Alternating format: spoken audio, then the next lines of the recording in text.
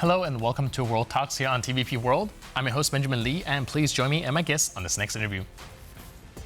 Russia's war against Ukraine is reshaping Europe's security architecture, from NATO's eastern flank and military innovation to Ukraine's reconstruction and its path towards EU membership. As allied leaders prepare for crucial decisions on defense spending and transatlantic cooperation, the stakes for Europe's future have rarely been higher. Joining us today on TVP World to examine these challenges is Garvan Walshe, CEO of Article 7 Intelligence for Democrats, a foreign affairs analyst expert on European security and democracy. Hello and welcome to TVP World. Good morning. So we're recently seeing a series of meetings that does point to NATO's eastern flank being increasingly described as the alliance's main line of deterrence.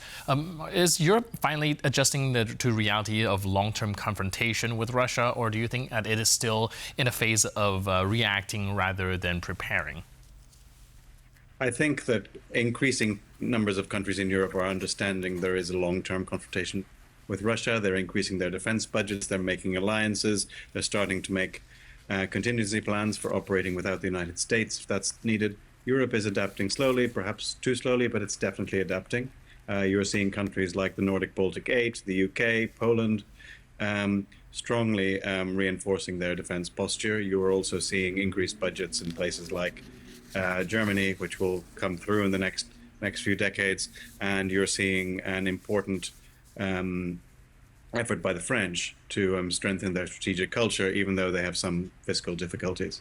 All right, now speaking of the United States, we've also recently seen Mark Rutte's NATO Secretary General's conversation with Donald Trump as well. And like you mentioned, Europe is taking up more and more part of the burden for the defense spending and budget as well. Do you think that that is something that the Washington administration will welcome? I'm sure it is, because they want to reduce their contribution to European security. They want to focus on the Western Hemisphere.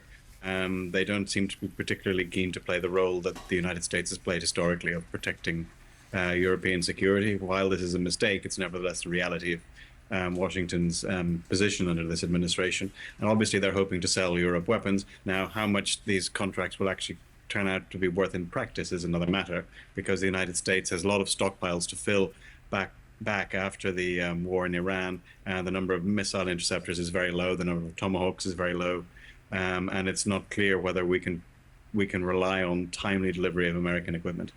And so how do you think this is going to shape transatlantic relations going forward? Do you think that Rutte's trip, as well as these new defense spending, is going to mend some of this kind of uncomfortableness between the EU and the United States?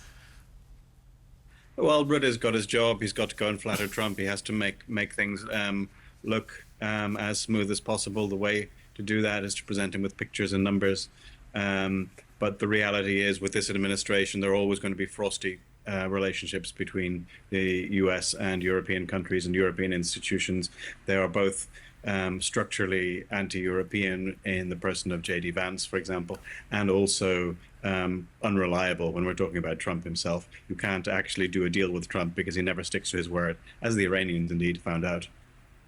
Now, moving on to the Ukraine Recovery Conference, we see it not focusing only on reconstruction, but also on defense cooperation as well. Do you think economic recovery is becoming a new pillar of European security rather than just post-war development project? I think that's right. I think we're moving now to a stage where we have to start, rebuilding and Ukraine even during the war. Let's not wait until this is over, but let's upgrade Ukraine's infrastructure. Let's integrate the economies of Ukraine and the rest of Europe. And these things will all help Ukrainian accession to the EU. They will help Ukrainian people, and there will be mutual benefits for both European and Ukrainian businesses here. This is definitely something we should start doing now. Waiting in some kind of neat sequence until the war is over, I think, would be a sort of odd, considering we can now do things of mutual advantage to everyone. Ukraine is a tremendously developed defense industry for obvious reasons, but it also has excess capacity. The factories they have built aren't able to operate at full capacity just to supply the Ukrainian market. They can work for export, and they should, and we should also participate in those procurement programs, because Ukraine now has some excellent battle-tested equipment, and particularly when it comes to areas like drones that Europe would otherwise lag behind. Yeah. Speaking of Ukraine's U.S. session process, it does seem like when this topic is being discussed, we're seeing a few steps forwards, few steps back, and it's really hard to gauge what direction it is going. The the new Hungarian Prime Minister, it does seem to have his hold out when it comes to Ukraine's accession. There's recent diplomatic tensions between the Polish president and Ukraine as well, and now several other countries are also kind of having reserves about the fast track process. Can you give us kind of a little gauge of where this is going? Well, I think Ukraine has, for various domestic political reasons, been setting expectations of a quick accession to the EU far too high. In reality, there are processes that have to be gone through, economic integration that has to take place. Ukraine has to adopt a vast amount of European legislation, has to adapt its economy, has to integrate its economy with Europe. All these things have to be done before Ukraine can meet the conditions for entry. That's absolutely as it should be. But it does mean that this thing isn't going to happen particularly quickly. It has to happen in an orderly fashion. It has to happen successfully. Ukraine is obviously trying very hard, but there's an awful lot to do. And then there are other political questions where it comes to the agricultural sector or other issues. And those things are going to be matters of difficult negotiation. They're matters that I think we will be able to get over, but undoubtedly there's going to be a political process and there's going to be a lot of give and take as part of that political process. What do you think is harder to achieve for Ukraine to be part of EU or for it to be a part of NATO? Well, I don't know whether being part of NATO is the priority right now, as long as Trump administration is in power in the United States. I mean, they don't seem particularly committed to NATO. They had serious plans to invade the territory of a NATO member, in other words, Denmark through Greenland. The EU is going to be more important for Ukrainian security and economic development. As long as Ukraine can maintain a prosperous, resilient society, it's going to be able to defend itself against Russia, particularly with support from its European allies. NATO membership might be nice, but right now I don't think that should be the priority. Right. Now, recently we've seen some success on the battlefield as well, and not just in the front line. We're talking about strikes deep inside Russia, where we're seeing black rains in Moscow's oil refinery strikes and such. Have that changed the perception of where Ukraine stands when it comes to this war, their chances, and are people saying perhaps the tides are turning? Did that change any strategic calculus? Well, there had been a moment about in the winter when it looked like Ukraine was very much on the back foot. Russians were talking about taking territory, but in fact they failed to take that territory. Ukraine is now able to respond in kind with its deep strike and its mid-strike campaigns.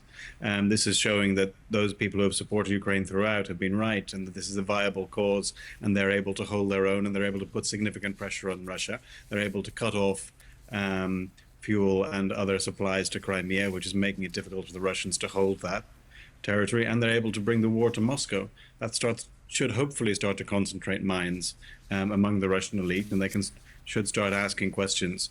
Should Russia continue with this war? Is it actually benefiting them? I think that's what's behind Zelensky's push for 40 days to end the war. He wants to present that dilemma to the Russian elite and say, your guy Putin has got you into a terrible mess, but this mess isn't really necessary now, isn't it? Maybe you should start coming to the table. Right, the war does feel very different when it's on the TV and the front line of the battlefield, but then when it comes to the capital now, that's a whole nother feeling. Do you think that this is going to impact Russia, be it economically or even psychologically, in a big enough way that we can see the Russian elites start to shift? I mean, the hope is that the Russian elite will say, well, this was a war of choice. We don't need to fight it. Let's actually withdraw from this, and if we have to sacrifice Putin as part of that, that's going to be a price he'll have to pay for his misadventure. But the risk, of course, is that Russians, like other people, will see themselves under attack and then say, well, if we're under attack, we better defend ourselves. That's clearly going to be the line that Putin's going to stress. He's going to say, look, Russia is now under attack from Ukraine. We have to defend ourselves from these enemies of ours. It's not necessarily clear whether the Russia under attack narrative will win out or whether the Russian war of choice narrative will win out. Obviously, Zelensky is trying to emphasize the latter. The latter has the advantage of being true, but the former, the Russia having to defend itself narrative, obviously has the advantage of the entire Russian propaganda apparatus being directed to reinforce this narrative among its own people. And recently, we've even seen the Washington administration, especially Donald Trump himself, kind of coming around saying that Zelensky has been doing a good job when it comes to the war in Ukraine, defending his own country. Where do you think things go from here? Are we going to see a success in the battlefield to a point that we see a turning point, or is this going to bring Putin to the negotiating table? Do you think Washington will now be more involved now that there's potentially a winner to bet on? Well, throughout this war, we've been seeing this cycle of hope and despair where people say that Ukraine is doing extremely badly or doing extremely well. The reality is more complicated. Ukraine does, from time to time, gain advantages, but then Russia adapts to them. They're a resourceful and effective state, despite all their flaws, in Moscow. So I think we're going to see a continued war, possibly for the next couple of years, as Ukraine gradually starts tightening the pressure on Russia. But Russia will try to avoid that pressure, try to continue preserving Putin's regime and preserving the war that he needs for the regime to continue. Yes, they're under economic pressure. Yes, they're in difficulties, but we don't yet see evidence of Russia being close to collapse. Now, the nature is we never see that evidence until it actually happens because of the way Russia fights and the way Russia massages statistics. But at the moment, it's looking like it's difficult for Russia, but it's not the kind of pressure that's yet going to force them into really serious dilemmas. Right, so whether this is going to be a breakthrough or another repeat of Groundhog Day remains to be seen. But in the meantime, thank you so much for your input and insight. Really appreciate it, and thanks for being with us on TVP World. Thank you very much. Yes. And thank you for tuning into this edition of World Talks. But for more news, update, and commentary, please stay tuned to TVP World.